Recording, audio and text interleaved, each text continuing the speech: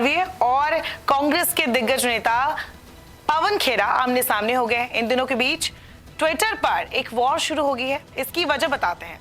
दरअसल 15 अगस्त को जब प्रधानमंत्री नरेंद्र मोदी लाल किले पर फ्लैग होस्टिंग कर रहे थे और उन्होंने लगभग 90 मिनट तक भाषण दिया। इस दौरान उन्होंने एक बात भी कही, उन्होंने विपक्ष पर एक तंज कसा क्योंकि मल्लिकार्जुन खड़गे की जो सीट थी वो खाली थी, वो वहां मौजूद नहीं थे फंक्शन में। इस दौरान कांग्रेस को घेर लिया गया।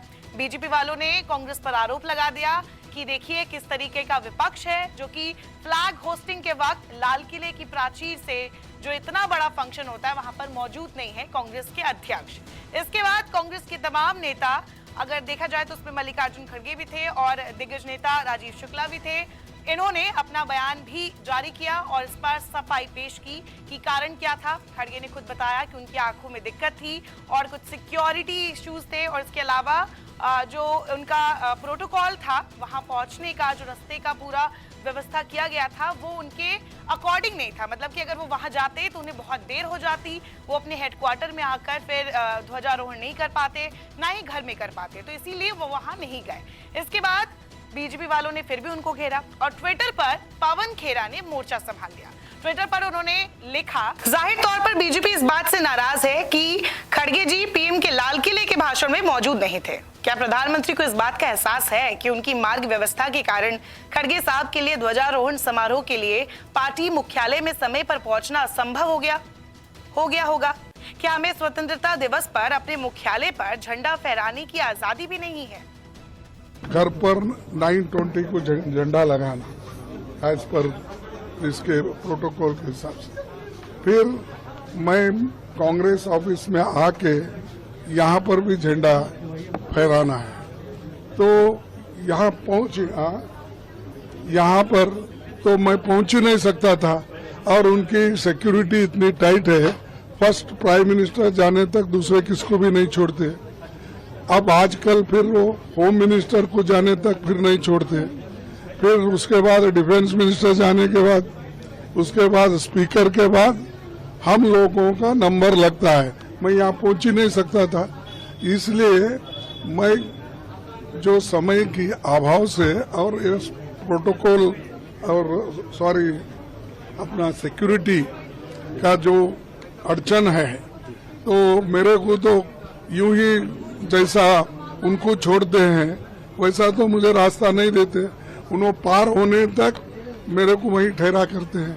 तो इसीलिए हमने सोचा वहां जाकर जो समय भी जाएगा और समय के ऊपर मैं यहाँ भी नहीं आ पहुंचूंगा, तो इसीलिए मैंने ये दोनों जगह घर के पास भी होते रहता है, सबको मालूम है, और आज यहाँ पर कांग्रेस ऑफिस के पास भी होता है।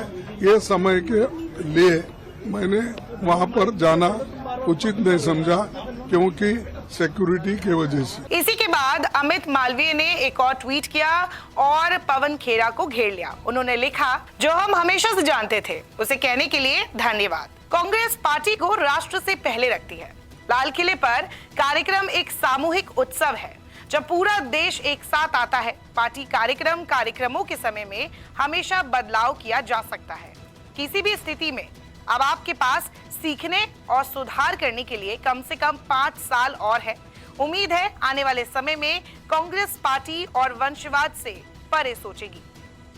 इसके बाद पवन खेरा ने एक और ट्वीट किया। बाद में उन्होंने लिखा, विपक्ष से तो प्रोटोकॉल का पालन करके लाल किले के कार्यक्रम में उपस्थित रहने की अपेक्षा की जाए और प्रधानमंत्री प्रोटोकॉल तोड़ते हुए लाल किले की प्राचीर से विपक्ष को कोसे। हम ये क्यों स्वीकार करें? अक्सर देखा गया है कि जब भी बीजेपी की तरफ से, चाहे वो अमित मालवीय हो या कोई दूसरे नेता हो, जब भी इस तरीके की बातें होती तो पवन खेरा हमेशा मोर्चा संभालते और वो तुरंत जवाब देते हैं।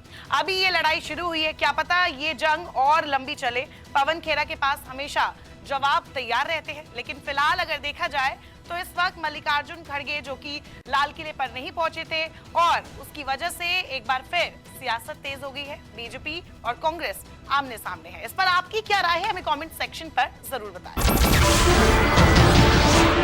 नमस्कार, मैं हूं मानक गुप्ता।